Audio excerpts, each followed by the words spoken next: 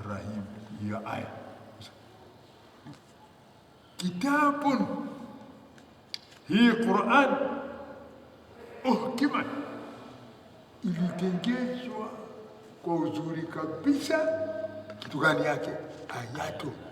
Ayati zake zilitengezwa kwa uzuri kabisa.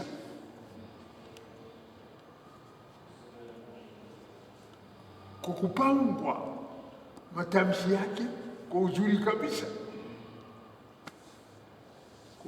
kulainishwa matamshi yake kwa uzuri kabisa.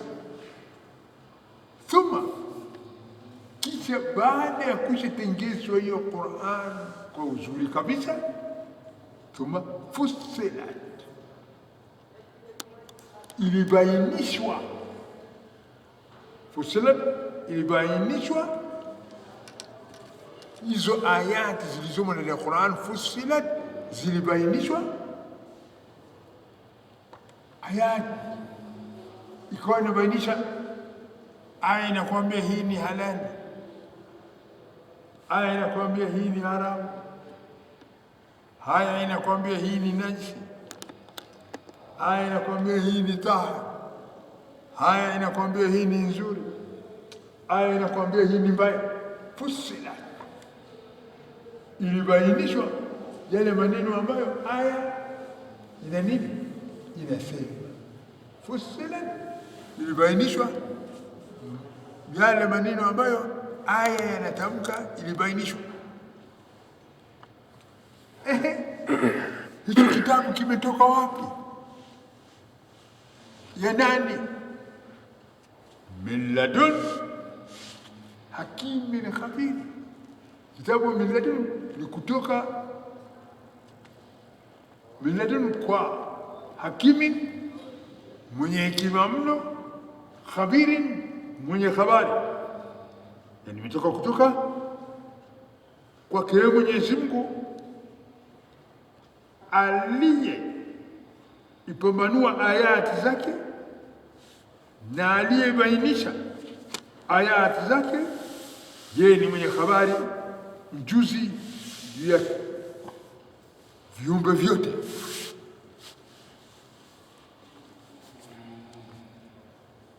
Kwa nini ilibainishwa hivyo ayati zake Qur'an?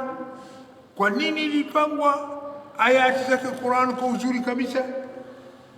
Alla ta'budu illa Allah, alla ta'budu, ili nyinyi wanadamu msiabudu chingine chochote illa Allah, ila muabudu Mwenyezi Mungu peke yake. Qur'an hii imetengezwa kwa uzuri kabisa ili mumpokeshe Mwenyezi Mungu peke yake, ili muabudu Mwenyezi Mungu peke yake. Qur'ani hii ilitengezwa kwa uzuri kabisa ili mumpokeshe Mwenyezi Mungu, ili muabudu Mwenyezi Mungu peke yake. Alla ta'budu, ili msiabudu illa Allah, ili muabudu Mwenyezi Mungu nini? Peke yake. Na anayefaa kuabudiwa ni Allah, anayefaa kupokeshwa ni Allah. Hakuna kiumbe anayefaa kufanywaje? Kuabudiwa. Alla ta'budu illa Allah. Innani lakum minhu nadhirun wa bashir. Innani, hakika bila shaka mimi Mtume Muhammad salawatullah alayhi wa sallam, innani, hakika bila shaka mimi Nabii Muhammad salawatullah alayhi wa sallam, innani, hakika bila shaka mimi Muhammad Rasulullah sallallahu alayhi wa sallam, mimi lakum, mimi kwenu nyinyi watu, lakum kwenu nyinyi wanadamu, lakum kwenu nyinyi, mimi kwenu nyinyi, minhu, lakum nimetumwa kwenu nyinyi. Kutoka wapi? Minhu, kutoka kwake Mwenyezi Mungu. Mimi kwenu nyie nimetumwa. Mimi kwenu nyie nimefanyaje? Nimetumwa kwenu nyie. Ini hakika bila shaka mimi zako kwenu nyie. Mimi kutoka kwake Mwenyezi Mungu. Mimi ni nani? Nadhirun. Mimi ni nadhir, mwonyaji, mwenye kuonya mtu akimwasi Mwenyezi Mungu ataadhibiwa. Mtu akimwasi Mwenyezi Mungu ataingia katika adhabu ya Mwenyezi Mungu. Mtu akimwasi Mwenyezi Mungu ataingia katika moto. Kazi yangu ni kuonya waasi wasimwabudu, wasimwasi Mwenyezi Mungu. Na mimi kazi yangu ya pili bashiri. Mimi ni mwenye kutoa habari njema. Bashiri mwenye kutoa habari nzuri. Bashiri mwenye kutoa habari ya furaha. Kwa nani? Kwa yule atakaye mwabudu Mwenyezi Mungu ataingia katika janna. Yule atakaye mtii Mwenyezi Mungu ataingia katika janna. Yule atakaye kama amrisho Mwenyezi Mungu katika vitendo ataingia katika janna. Mimi niko katika hiyo kazi mbili. Pande moja mimi ni mwenye kutoa habari njema kwa watakao mtii Mwenyezi Mungu, mwenye kutoa habari ya kuonya, mwenye kuonya wale watakao mwasi Mwenyezi Mungu. Nimekuja kazi hiyo kutoka kwa Mwenyezi Mungu, nimetumwa na Mwenyezi Mungu. Ujumbe wa Mwenyezi Mungu kwenu nyie watu. Ujumbe wa Mwenyezi Mungu kwenu nyie wanadamu. Ujumbe wa Mwenyezi Mungu kwa walimwengu kuwa wa anistaghfiru rabbakum. Nyinyi watu ombeni msamaha kwa Mola Muumba wenu. Nyinyi wanadamu ombeni msamaha kwa Mola Muumba wenu. Anistaghfiru rabbakum, ombeni msamaha kwa Mola Muumba wenu. Tena isitoshe, thumma tubu ilayhi, kisha rejeni kwake Mola Muumba wenu. Thumma tubu ilayhi, kisha rudini kwake Mola Muumba wenu. Rudini kwake. Tena kurudi huko ni kama vile alivyoelekeza Mwenyezi Mungu, ya ayyuhalladhina amanu tubu ila Allahi taubatan nasuha. Enyi waja mlioamini imani kamili, tubu ila Allahi, rejeni kwa Mwenyezi Mungu, taubatan nasuha, kwa tauba ya kweli, tauba ya hakika. Na toba ya kweli, na nimekosa, nimefanya dhambi hiyo leo ya kusema urongo, basi nimefanya toba ya Allah, sitasema urongo tena. Sasa niweke azima kwa mimi sitasema tena. Toba tunasua ni kule weka nia, mimi sitasema urongo tena, ndio toba tunasua.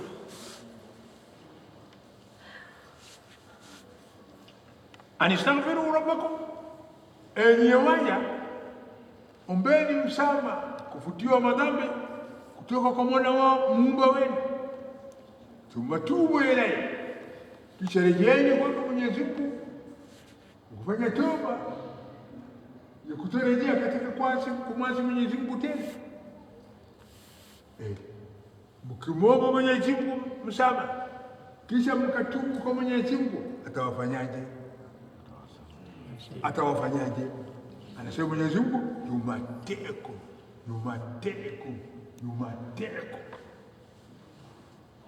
Mkiomba msamaha kwa Mwenyezi Mungu na mkatubu kwa Mwenyezi Mungu, yumateko, yeye Mwenyezi Mungu atawastarehesha.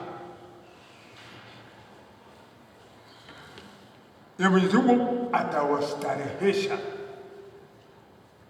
Yeye Mwenyezi Mungu atawastarehesha.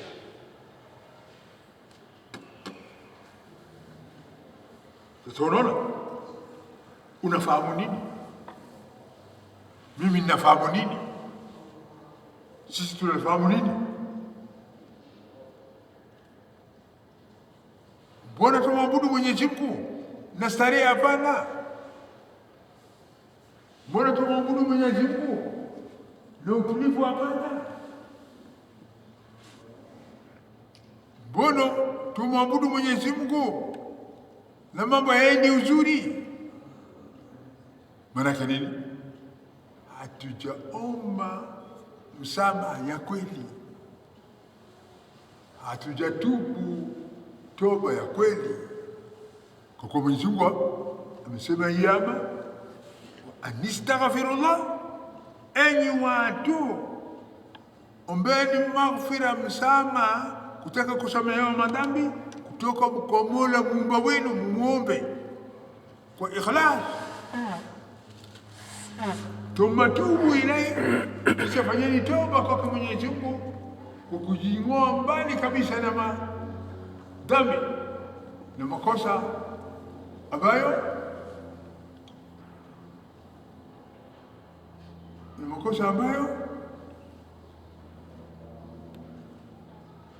Mwenyezi Mungu amewakataza.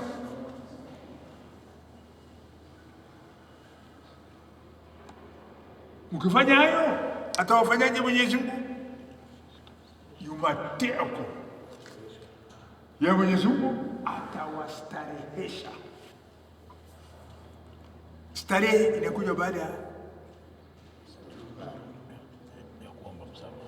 ya kuomba msamaha. Starehe inakuja baada ya kufanya toba. Ukifanya hayo kwa ikhlas kwa ajili ya Mwenyezi Mungu, yumatiukum, ya Mwenyezi Mungu atawastarehesha. Mataan hasana, starehe iliyo nzuri kabisa. Ya salam, mataan hasana, starehe iliyo nzuri kabisa. Sasa tunafahamu nini? Unafahamu wewe nini? Mimi nafahamu nini? Wacha niseme yangu nayofahamu.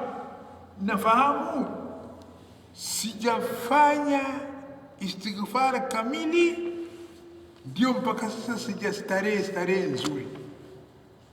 Sijafanya toba ya sawa, ndio mpaka sasa sijastarehe nzuri. Je, wewe? Sasa kila mmoja ndio anaye nini? Anajijua. Kila mmoja ndio atakuwa mkalimani wa nafsi yake.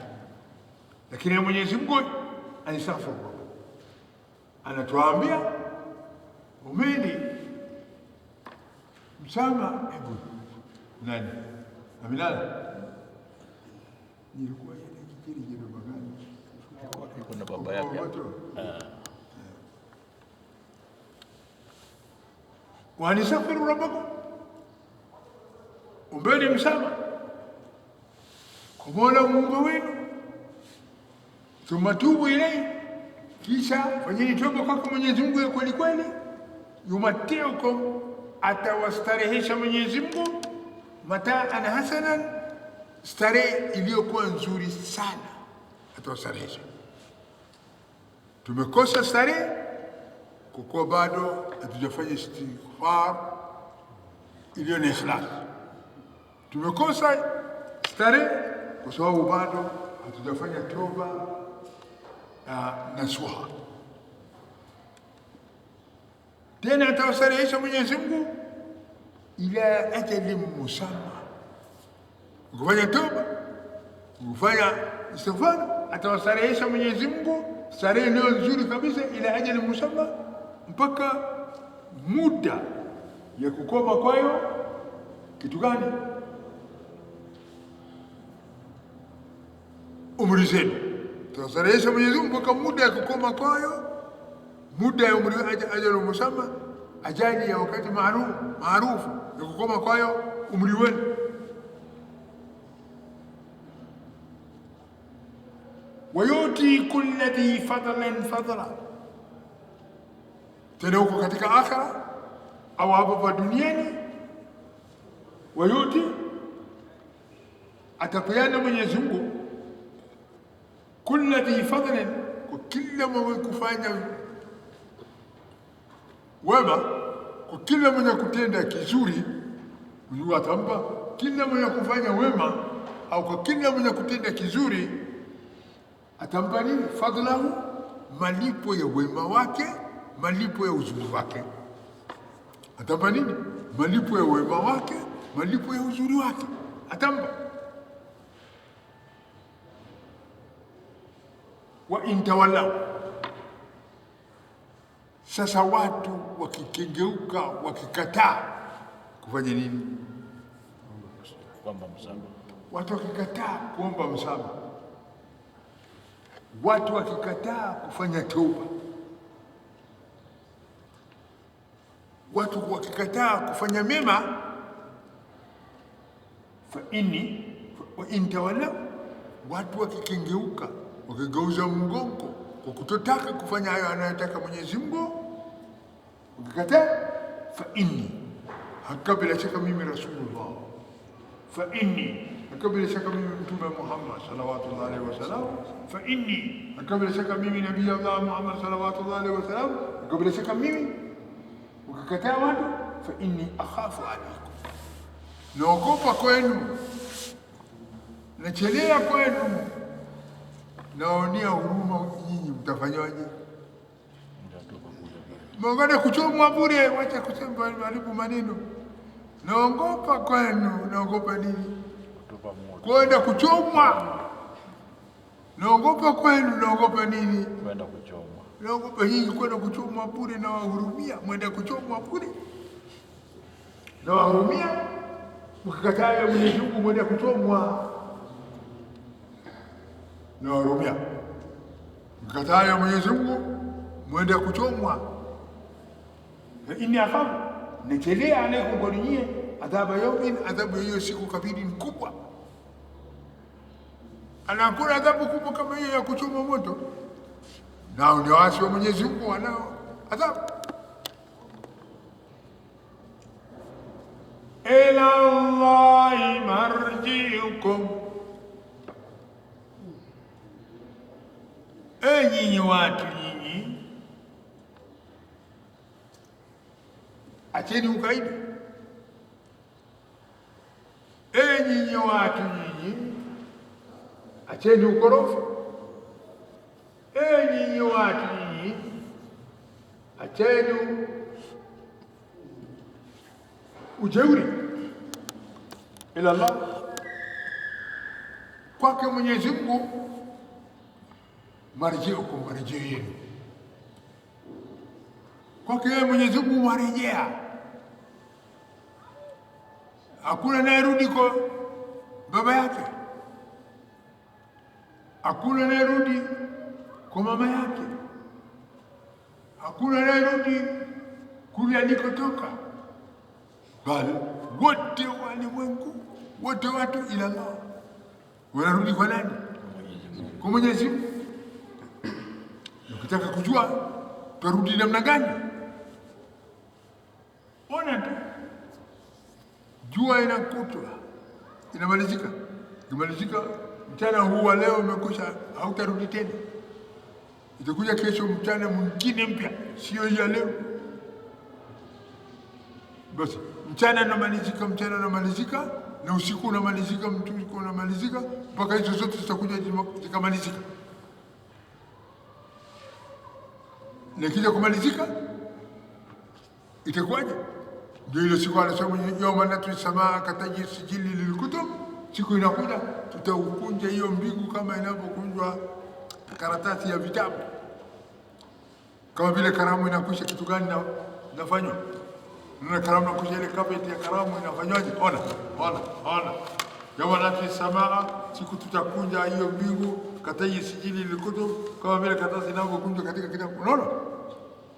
Karamu inakwisha, bila mikeka yote inafanywaje? Inakunjwa. Na mbingu hiyo Mwenyezi Mungu na ardhi hii kazi yake itakuja kuisha, itafanywaje? Itakunjwa.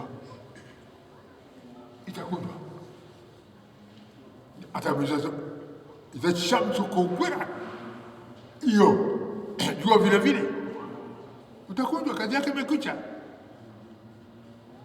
Utapata mwangaza wa generator, Utaleta tumia akili, akaleta generator. Mwezi utamalizika, jua utamalizika, mbingu utamalizika, ardhi utamalizika. Utakuwa wapi wewe? Ungelikuwa unajua umetoka wapi, ndio ungelikubaliana na Mwenyezi Mungu. Lakini wewe mkorofi, mcheuri, utakujua. Utajuaje utakuwa wapi?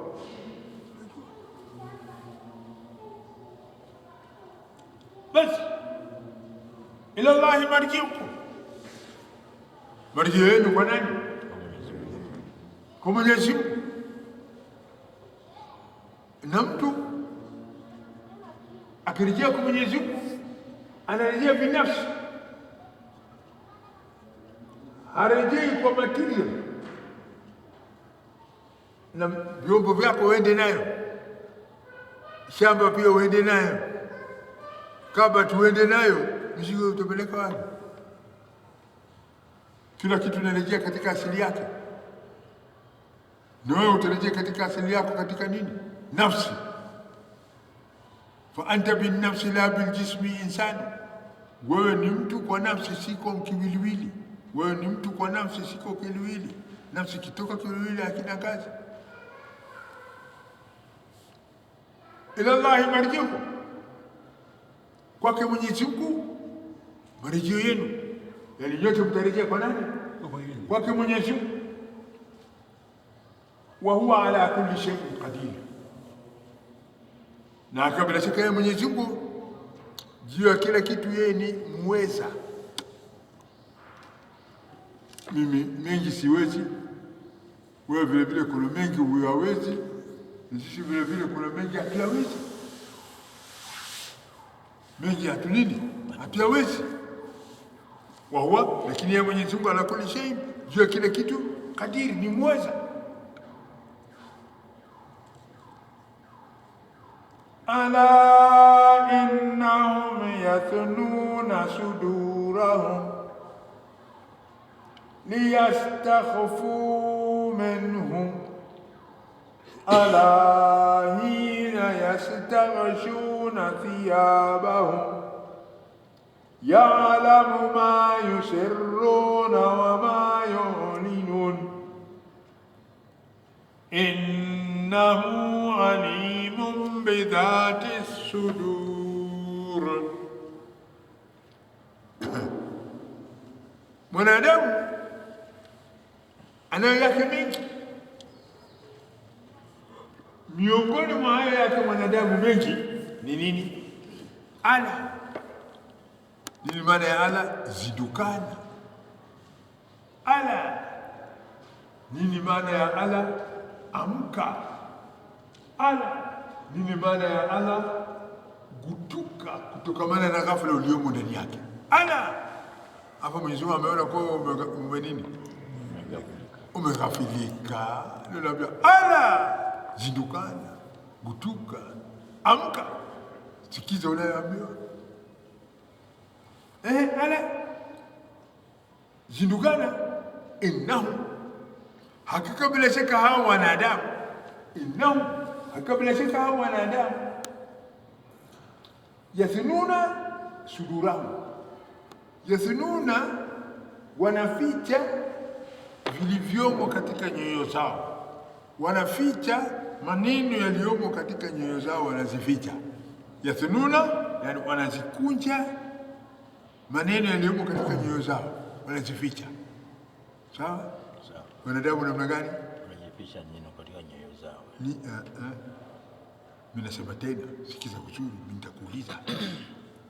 Yathnuna, wanadamu wanaficha maneno yaliyomo katika nyoyo zao. Nimesema nini? Wanadamu wanaficha maneno katika nyoyo zao, yaliyomo katika nyoyo zao wanaficha. Yathnuna, wanazikunja kunja hiyo maneno, wanazificha hayo maneno yaliyomo katika nyoyo zao, wanazificha. Yathnuna, wanazificha maneno ambayo yamo sudurahum, katika vifua vyao, yani katika nyoyo zao. Wanaficha hayo maneno kwa nini? Liyastakhfu, ili wapate kuficha, liyastakhfu, ili wapate kuficha, minhu, kwake Mwenyezi Mungu asijue, ili wapate kumficha Mwenyezi Mungu haya maneno asijue, ili wapate kumficha Mwenyezi Mungu haya maneno asijue, ili wapate kumficha Mwenyezi Mungu haya maneno wasijue, asijue Mwenyezi Mungu. Lakini Mwenyezi Mungu anaufichua, anasema wazi, nyinyi uko ndani ya moyo kuna kitu mmefanyaje? Mmeficha. Ala, nini maana ya ala? Mara ngapi ala inasema? Mara tatu. Tatu gani? Hisabu wananiona sitama kitabu. Ala ya kwanza, ala ya innahum. Ala ya pili, ala hina. Amesema mara ngapi baba? Mbili. Sawa? Amesema mara mbili. Ala, mzindukane tena. Kumbukeni, hina yastaghshuna, zama watu wanapojifunika thiyabahum, nguo zao, kisha wakatenda yale wanayoyatenda. Zindukane, mzindukane. Mkumbuke zama watu wanapojificha, wanapojifunika, yastaghshuna, wanapojifunika. Unafunika na nini? Na mabrengeti na shuka kubwa kubwa, kisha ndani ya brengeti uko ndani ya hiyo wanamficha nani? Mwenyezi Mungu asione. Wanafanya kitu gani? Kumbukeni hayo. Hina zama ambazo yastaghshuna, wanajifunika watu thiyabahum, nguo zao, kisha wakatenda yale wanayoyatenda ili Mwenyezi Mungu asijue. Kumbuka hayo. Anathibitisha Mwenyezi Mungu, anasema nini? Ya'lam, yeye Mwenyezi Mungu anajua. Ya'lam, yeye Mwenyezi Mungu anaelewa. Ya'lam, yeye Mwenyezi Mungu anafahamu yale maneno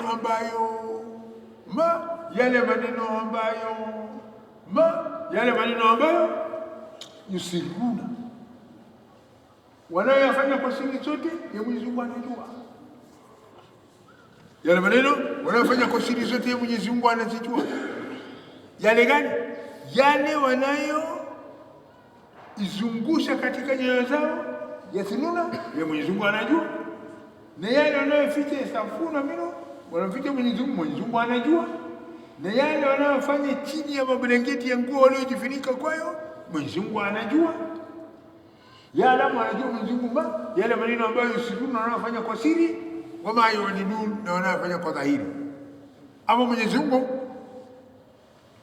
anajidhihirisha kwa wanadamu. Wewe mwanadamu usisumbuke bure kunificha maneno. Wewe mwanadamu usijisumbuke bure kwa kunificha vitu. Mwenye vitu anakuambia vitu vyake anaviona. Kule ulikoweka unajificha ukafanya wewe uone, lakini yeye mwenyewe anajua. Anasema haifichikani kwangu chochote. Sasa mwenye vitu anavijua vitu viliko. Mwenye vitu anajua vitu viko wapi. Yalamu, anajua Mwenyezi Mungu yale ambayo yusiruna, wanayofanya kwa siri, na yale ambayo yu'linuna, wanayofanya kwa dhahiri, yeye Mwenyezi Mungu anajua. Innahu, akabila shaka ya Mwenyezi Mungu, alimu, mjuzi mno, bidhati sudur, kwa yale yote yaliyomo katika nyoyo, yaliyomo vifuani, yani nyoyoni, Mwenyezi Mungu anajua yote. Mwenyezi Mungu anafanyaje? Anajua yote yaliyofichwa ndani ya nyoyo. Mwenyezi Mungu anajua.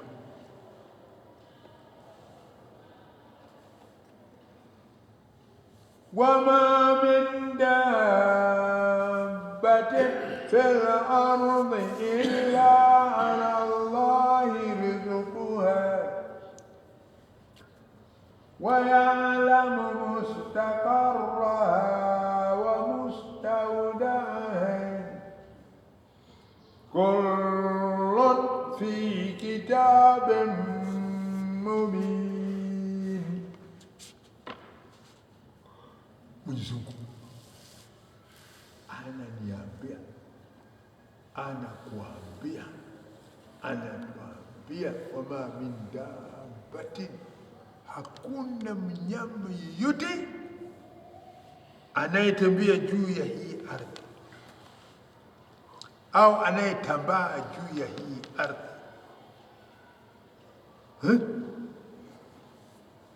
Hakuna mnyama yeyote aliye hai anayetambaa juu ya hiyo ardhi au anayekwea juu ya hiyo ardhi. Hakuna mnyama yeyote anayetambaa juu ya hiyo ardhi, dabati, mnyama yeyote fil ardhi, katika hiyo ardhi, illa ala Allahi rizquha, ila anaye Mwenyezi Mungu riziki ya huyo mnyama. Anaye Mwenyezi Mungu nini? Riziki ya huyo mnyama. Mwenyezi Mungu ana riziki ya huyo mnyama. Uoni wewe umeficha vitu, maskini analala njaa hali na unakubana yako. Unaona Mwenyezi Mungu amekuja kukunyang'anya, amekuacha ni bana, amekwambia upe huyu, umekataa. Sawa au si sawa? Sawa. Ndio sasa, waatuhum min malillah, mwape masakini kitu katika mali ya Mwenyezi Mungu.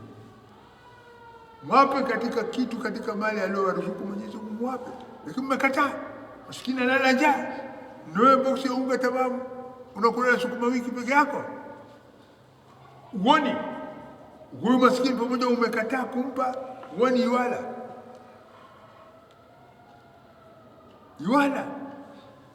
ndio umekataa kumpa. Sasa anayempa ni nani? Mzungu anampa. Haya, mnakukataa kumpa, kaa na hiyo ulichokataa nacho, itakufanyaje? Itakupeleka wapi? Itakufaidi nini? Haitakufaidi hili tu, utazidi kuwa bakhili na dhalimu mkubwa. Basi ndio mzungu sasa, wama min dabbatin fil ardh, hapana mnyama yeyote juu ya hiyo ardhi, illa ala Allahi rizquha, isipokuwa riziki yake anayo yeye Mwenyezi Mungu. Kila mnyama anayo riziki yake Mwenyezi Mungu. Lau ingelikuwa hiyo riziki iko katika mikono yetu, watu wengi wangelikosa cha kununua nayo hiyo riziki. Watu wengi wangelikosa nini cha kununua nayo hiyo riziki. Watu wengi wangelikosa cha kununua nayo hiyo riziki. Hebu tizama kitu kinaitwa bata, sio bata mzinga, bata siagi. Mwaka ngapi ujala siagi hivyo? Miaka mingi. Miaka mingi gani mwezi kununua? Hiyo kilo moja hiyo ya siagi ni shilingi 800, shilingi 900. Sasa kutununua ikasiagi kadogo hii, uache kununua bada ya unga shilingi 900 Ramadhani. Waje afadhali bata ikosekane, kasukuma wiki ikipatikana. Bata ikosekane, ile ipatikane. Ndio hiyo riziki. Lao ingelikuwa katika mkono ya watu ndio wanapeana. Kama bata tu walikoseshwa watu wengine bata sasa. Hali ndio iliwakosesha watu nini? Bata. Alafu anasema tu kila mtu aweza kula bata, aweza kula chizi, aweza kula nini jibini, aweza kula kuku. Mtapataje na inanunuliwa? Hakuna segregation katika market. Ndio.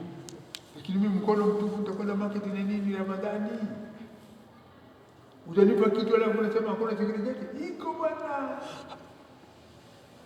Gap iko kati ya maskini na mafakiri, geti kubwa kabisa. Uone mwenye nayo anafanya estimate.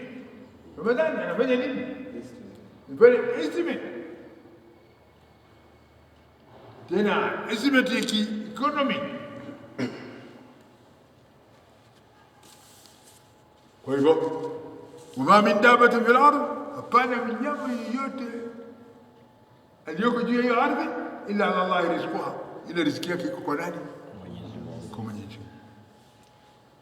Sasa huyo mnyama asiwe naye amekaa kitako akiongoja nini? Riziki. Mnyama asikae kitako akiongoja nini? Akiongoja riziki. Uzuri na pendekezo la Qur'an ni huyu mnyama awe kama nani? Ndege. Awe kama nani? Ndege. Unaona ndege juu ya miti asubuhi saa 10:30 au saa 11 anapiga hiyo kelele ikukaribisha mwangaza.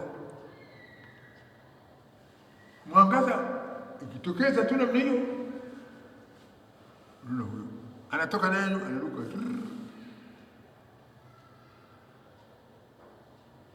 anaenda kifungua kinywa, breakfast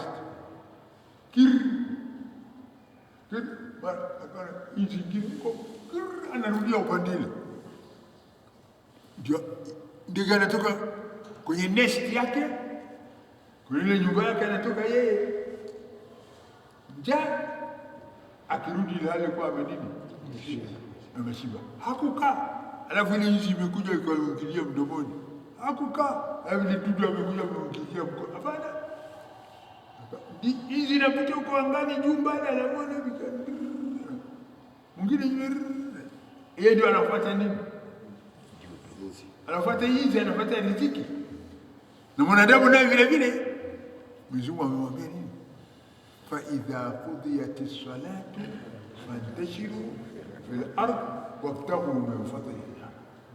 Sala ikimalizika, Mwenyezi Mungu anafukuza watu kutoka misikitini. Mwenyezi Mungu afanyaje? Anafukuza watu kutoka misikitini.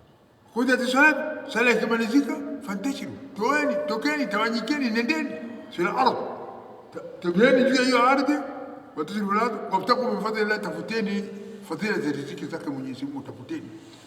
Mtoka mwende mkatafute nini? Riziki za Mungu. Hata wanubi hawa walipokuwa wahai, sasa wanubi hawako. Wanubi waliokuwa hai walikuwa wakisema nini? Riziki fikura. Riziki yako iko wapi? Iko kwa Mungu. Toka. Sukari hapana, nini hapana. Toka, shika barabara. Pita hapa, salamu alaykum, sisalewe kwa hali gani? Unakwenda hapa, ndio cha Mungu hapo. Njoo. Kaburi kwa mwageni kwa kajai. Ndio kaburu kajai na kagurusa kale kazalia jana. Umeshapata? Umeshafanya nini? Umeshapata. Lakini kuja kule kwa kwako hawezi kuja, lakini ukipita huko Mwenyezi anatia neema yake katika hiyo riziki bukura.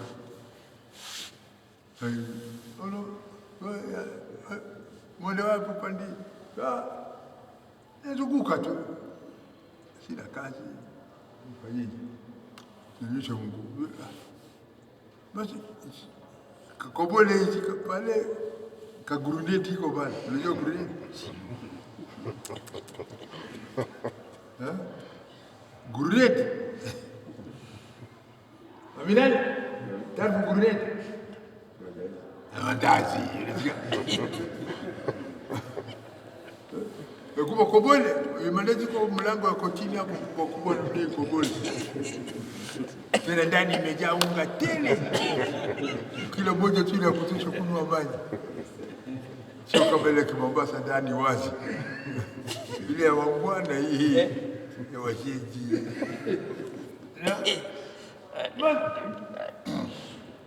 Wama min dabati, hapana mnyama anayetembea juu ya ardhi, fil ardhi, illa ala Allah rizquha, illa riziki yake kwa Mwenyezi Mungu.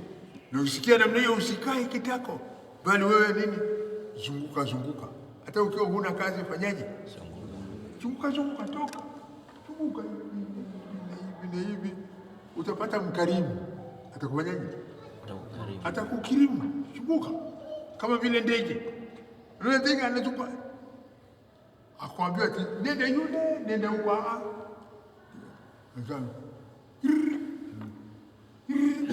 simama hapa, singine sio uko juu kwenye dirisha, kati uko juu, kutoka kwenye mnara ile anatupa, kutoka kwenye ile kitu gani nafanya, anatafuta riziki yake.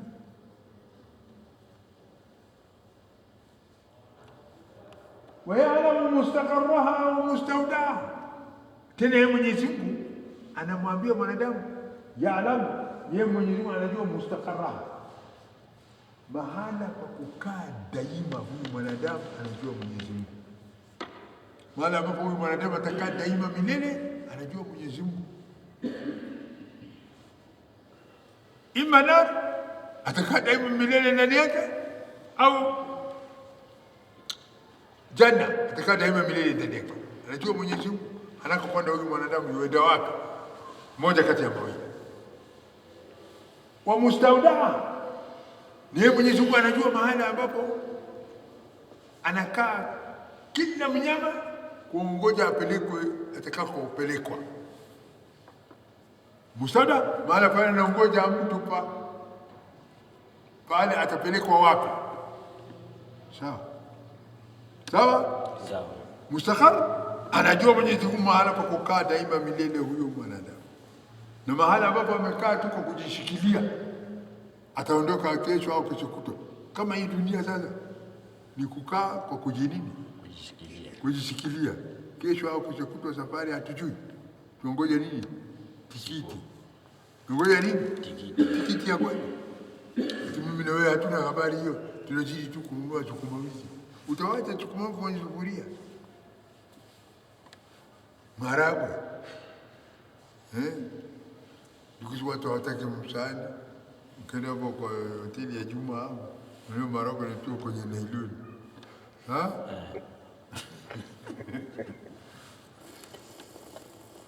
Naam,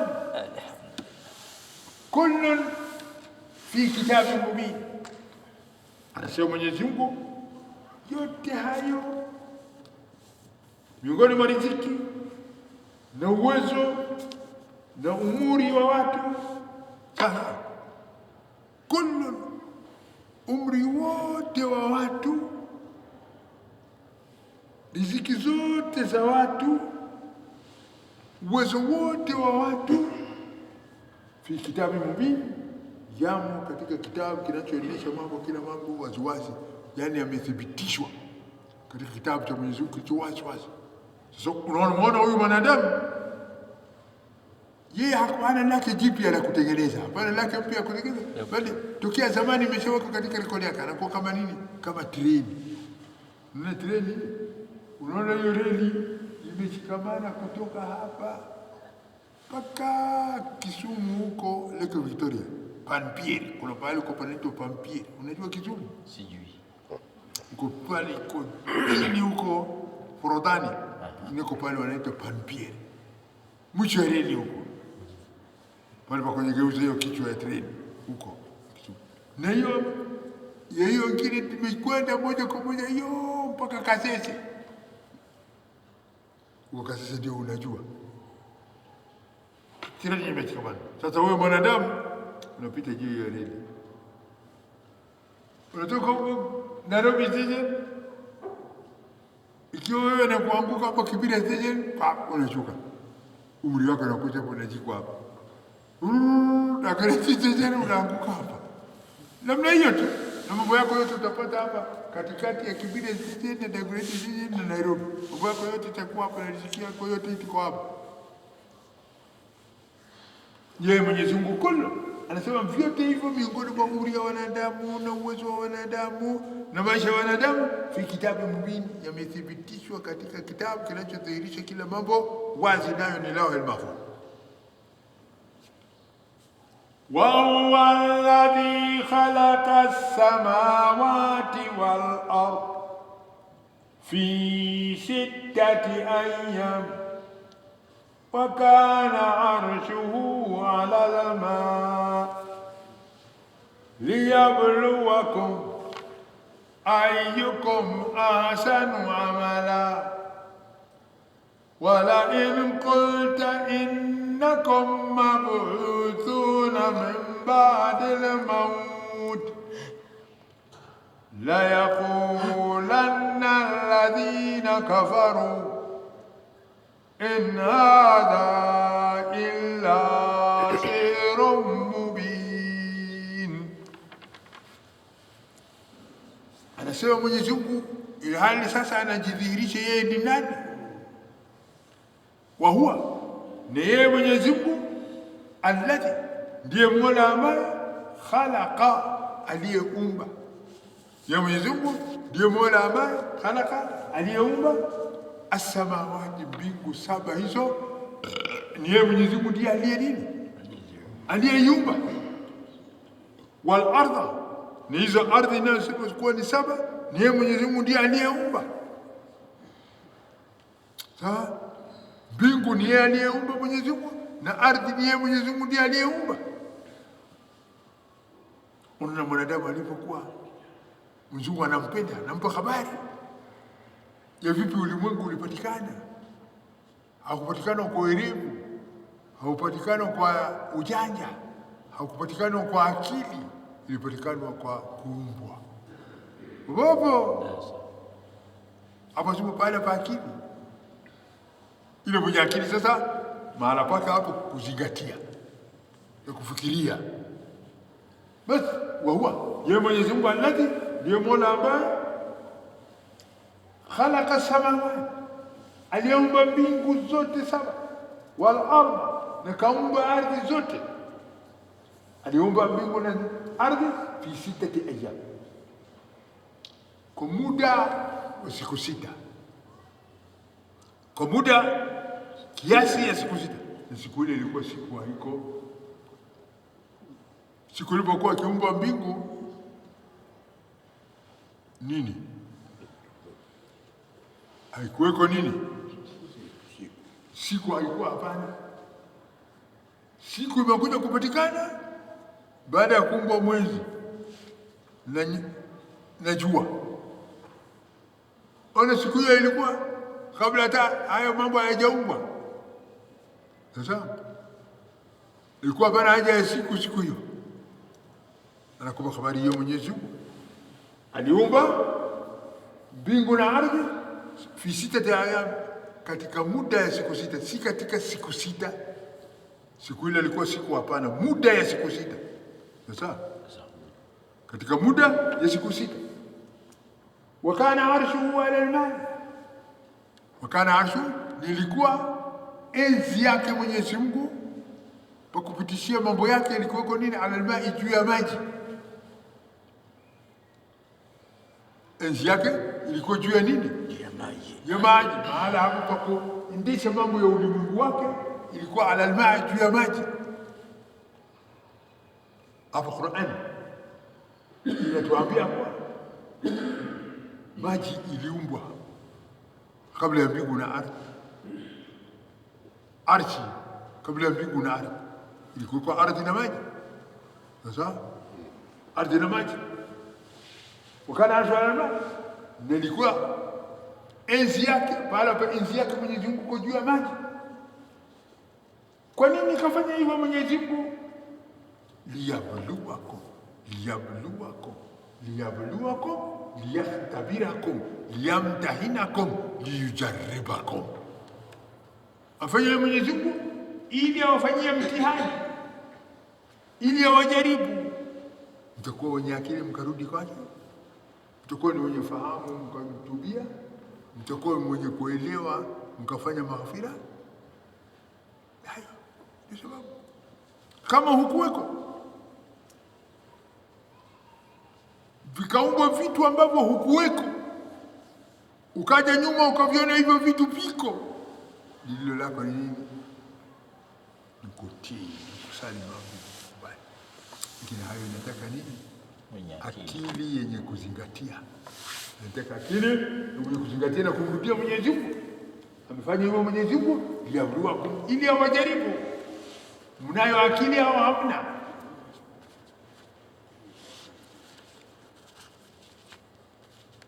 Mnayo akili au hamna?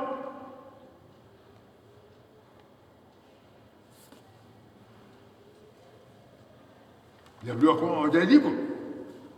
Ayyukum ahsanu amala, awajaribu ayyukum, nani katika nyinyi ahsanu amala, mwenye vitendo vizuri? Nani nyinyi katika nyinyi ni mwenye vitendo vizuri? Nani atakumbuka hayo akaomba maghfira kwa Mwenyezi Mungu? Nani atakumbuka hayo akafanya toba kwa Mwenyezi Mungu? Hiyo ndio sababu. Sawa? Sasa hapo vile vile aliposema Mwenyezi Mungu ameumba hiyo mbingu na ardhi kwa muda ya siku 6, na hiyo siku ilikuwa hayupo bali kwa muda ni kwa saa, kwa masaa ya siku 6, kadiri ya siku 6. Anataka vile vile Mwenyezi Mungu ana uwezo wa nini? Wa kusema kun fayakun. Ana uwezo wa Mwenyezi Mungu nini? Kusema kun fayakun, kuwa na iwe. Angelitaka Mwenyezi Mungu hiyo mbingu ipatikane kwa nusu dakika, kun ya sama, mbingu ingekuwa, kun ya ardhi ingelikuwa, lakini kwa muda ya siku 6. Hilo ni funzo vile vile. Hilo ni nini? Funzo vile vile. Mambo yako itengeze kwa utaratibu. Mambo yako itengeze kwa nini? Kwa utaratibu. Na kwa utaratibu utarekebisha mambo yako kwa uzuri. Kwa utaratibu utarekebisha mambo yako nini? Kwa uzuri. Basi amefanya hivyo Mwenyezi Mungu liyabluwakum, ili awajaribu. Ayyukum, nani katika nyinyi ahsanu amalan, atatenda vitendo vizuri, kwa kuomba toba kwake Mwenyezi Mungu na kuomba msamaha kwake Mwenyezi Mungu. Wala in qulta innakum mab'uthuna min ba'di al-maut. Sasa wewe ya Rasulullah, wewe ya Nabii Allah, wewe ya Muhammad, in qulta, nini maana ya in qulta? Ukisema. Sawa? In qulta, ukisema, ukawaambia hao mushrikini, ukisema, ukiwaambia hao kafirini, ukisema, ukiwaambia hao munafiqini, qulta, ukisema innakum, kabla shaka nyinyi, mabu'uthuna, mtafufuliwa, min ba'di al-maut, baada ya kufa. Ukiwaambia watu kuwa mtafufuliwa baada ya kufa, ya Rasulullah, la yaqulanna, hakika bila shaka watasema, hakika bila shaka watasema, alladhina kafaru, wale watu wanaompinga Mwenyezi Mungu na mtume, watasema nini? In hadha hakika bila shaka hii Qur'an si chochote illa sihru mubin, ile ni uchawi ulio wazi. Ukiwaambia nyinyi baada ya kufa mtafanyaje? Mtafufuliwa, mtahesabiwa, wajanna watapelekwa katika janna, Allahumma ij'alna minhum, wa nar watapelekwa katika nar, Allahumma ij'alna minan nar. Amin. Watasema nini? Qur'ani hii ni uchawi mtupu, hapana kitu ndani yake, ile uchawi tu ndio umejaa ndani yake. Yani hao makafiri wengi wao hawaamini kunini? Kufufuliwa.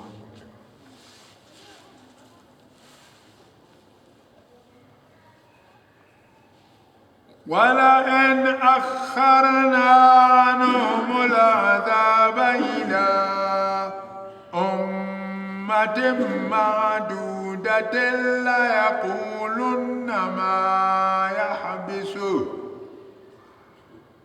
ala yawma yatihim laysa masrufan anhum wa haqa bihim ma kanu bihi yastahzi'un. Anasema Mwenyezi Mungu, wala in akharna anhum, na tukiakhirisha kwao hao makafiri, tukaakhirisha kwao hao mushrikini, tukiakhirisha kwao hao munafiqini, tukaakhirisha anhum kwao nini? Al-adhaba, adhabu isiwafike. Tukiakhirisha adhabu isiwafikia hao mushrikini, tukiakhirisha adhabu isiwafikie hao kafirini, tukiakhirisha adhabu isiwafikie hao munafiqin, tukiakhirisha adhabu isiwafikie hao watu ila ummati maduda, mpaka wakati maalum, ila ummati maduda, mpaka muda maalum kidogo. La yaqulanna, hao makafiri watasema, la yaqulanna, hao mushrikini watasema, la yaqulanna, hao munafikini watasema, naam, la yaquluna, watasema hao munafikini watasema, ma yabisu, ma kitu gani, yabisu kilichozuia adhabu isifike. Watasema nini? Nini kilichozuia adhabu isifike? Ma yabisu, ala, wasidukane, ala, wamke kutokana na ghafla waliomo ndani yake,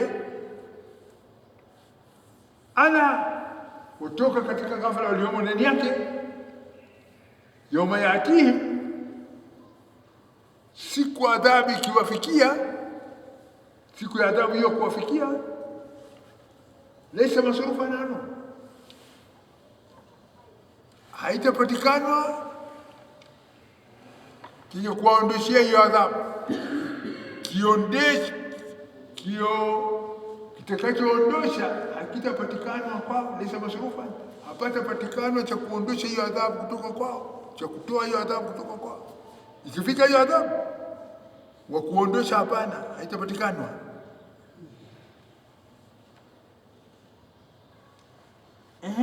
Laysa masrufa wa haqa bihim, na itawazunguka wao au itateremka kwao hao watu, ma kanu bihi, ma adhabu ambayo kanu bihi, wao kwayo yastahziun, walikuwa kufanya mzaha. Ni adhabu yote wateremkia na kuwazunguka wote, kwa ajili ya nini? Ya mzaha waliokuwa kufanya mzaha kwayo. Kaambia na Mwenyezi Mungu adhabu itawafikia na mtume adhabu itawafikia, wakafanya mzaha. Wala in adaqna al-insana minna rahmatan thumma naza'naha min innahu la ya'usun kafur.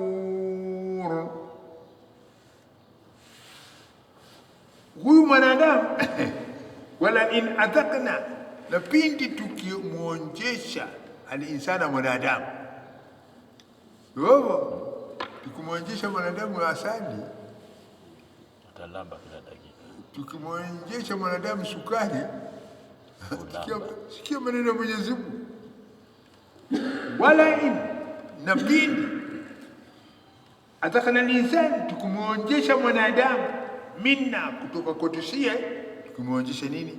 Rahmatan, rehema, tukimwonjesha au neema, tukimwonjesha. Sawa, rehema au neema tukimwonjesha, au tukimwonjesha afya mzuri anayo. Sawa, afya nzuri tukimwonjesha anayo, na amani, yuko katika uhai wa nini? Wa amani, utulivu, amekaa hivi amani tupu, hakuna uporaji, hakuna haki yangu, hakuna unyang'anyi, anaishi katika nini? Amani. Tukimwonjesha mwanadamu amani, na tukampa afya nzuri, tukampa na nini? Na riziki nzuri. Msukosuko ikifika, taabu ikifika, thumma naza'naha, kisha tukaondosha hiyo rahma, tukaondosha hiyo amani, tukaondosha hiyo afya nzuri, tukaondosha hiyo uzima nzuri, tukiondosha mini kutoka kwa mwanadamu. Innahu, mara kwa ghafla utamuona huyu mwanadamu anakuwa namna gani? La yausun, ni mwenye kukata tamaa. Tukimwondoshea neema hiyo, anakata tamaa. na nini? Ni rehema ya Mwenyezi Mungu. Tena isitoshe kukata tamaa, kafuru tena, utamwona si mwenye kushukuru tena, ana shukrani. Kwa nilikuwa nayo, alhamdulillah, Mwenyezi Mungu ameniondeshea. Nilikuwa nayo, alhamdulillah, kudura ya Mwenyezi Mungu imepitisha. Nilikuwa nayo, huko ya Mwenyezi Mungu imepitisha juu yake. Hana shukrani mwanadamu huyo. Ikiondoshwa kwake anakuwa nani? Kafuru, ni mwenye kukata shukrani, ni mwenye kupinga shukrani, kumshukuru Mwenyezi Mungu katika hiyo hali. Na mwanadamu huyu, mwanadamu katika ile Ikra amesema nini? Innal insana la yatgha, hakika bila shaka mwanadamu anafanya kiburi. Innal insana la yatgha, hakika bila shaka mwanadamu anafanya ujeuri. Innal insana la yatgha, hakika mwanadamu anafanya ujabari. Lini? Arraahu staghna, anapoona mtajiri anakijipesa, anapoona anakijipesa kidogo anakuwa mjeuri. Mwanadamu akiwa na shilingi 10 anakuwa mjeuri. Una shaka na hiyo maneno? Sina shaka. Kila mwanadamu aliye na pesa kidogo Ramadhani ni nini? Ana kiburi, ana mjeuri. Aliyesema ni nani? Innal insana la yatgha, mwanadamu ni kiburi. Dini arraahu staghna, mara anapoona ana kijipesa ya utajiri kidogo, khalas anakiuka. Kumgeuza mwanadamu ni nini? Pesa. Kumgeuza mwanadamu ni nini? Ni pesa. Mimi namna hii, hata wewe namna hii, hata sote tuna namna hii. Hakuna ambaye anaweza kujiganga. Wewe huko kila ndiye na utoto mjeuri, ulimi mkali, ulimi fedhuli, ulimi mbaya, kwa sababu ana kama hana mwanadamu, kama hana anakuwa kama nini? Paka. Paka akikuona nini, una mayafu nyama namna hiyo, ona paka anakuja kama anataka kuvunjika.